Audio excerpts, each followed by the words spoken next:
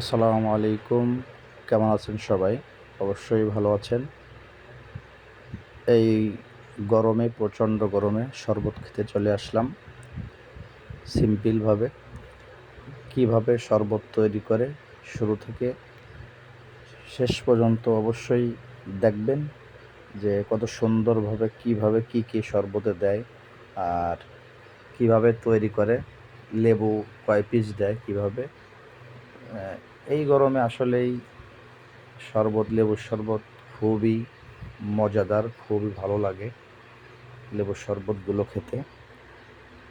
কেননা যে অন্য জিনিস খেতে ভালো লাগে, কিন্তু সবথেকে গরমের সময় ঠান্ডা শরবত এত মজাদার। কিন্তু তারপরেও এই যে লেবু দিচ্ছে, তো আসলে সিম্পলভাবে দেখেন, এই শুধু লেবু দিয়ে, চিনি দিয়ে, বিট লবণ দিয়ে খুব মজারভাবেই তৈরি করছে।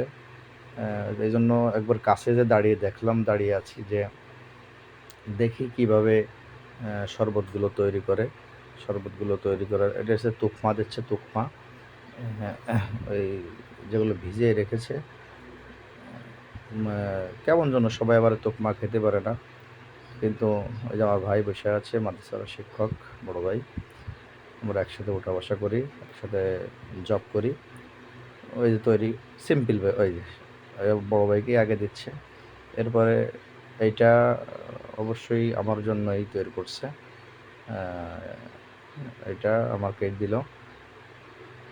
আমরা ৩টা অর্ডার দিছি, তা অনেকেই অর্ডার দিছে। তারপরে আমাদেরকে ভালোবেসে এই যে ভাই ভিডিও করতেছে, ওকে দিল।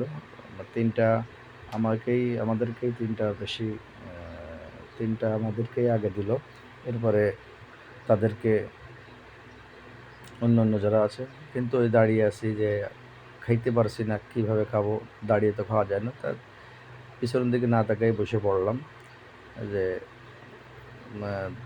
চেয়ার যখন নেই, তাহলে নিচেই বসেই খেয়ে নিই।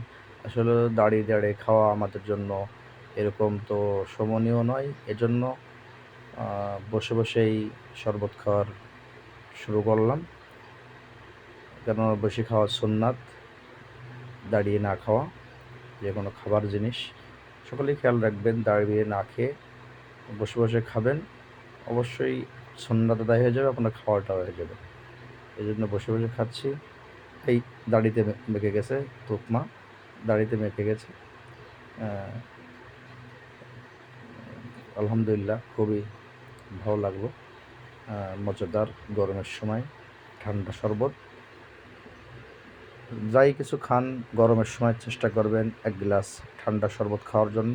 অবশ্যই শরীরটা ভালো থাকবে। আসসালামু আলাইকুম।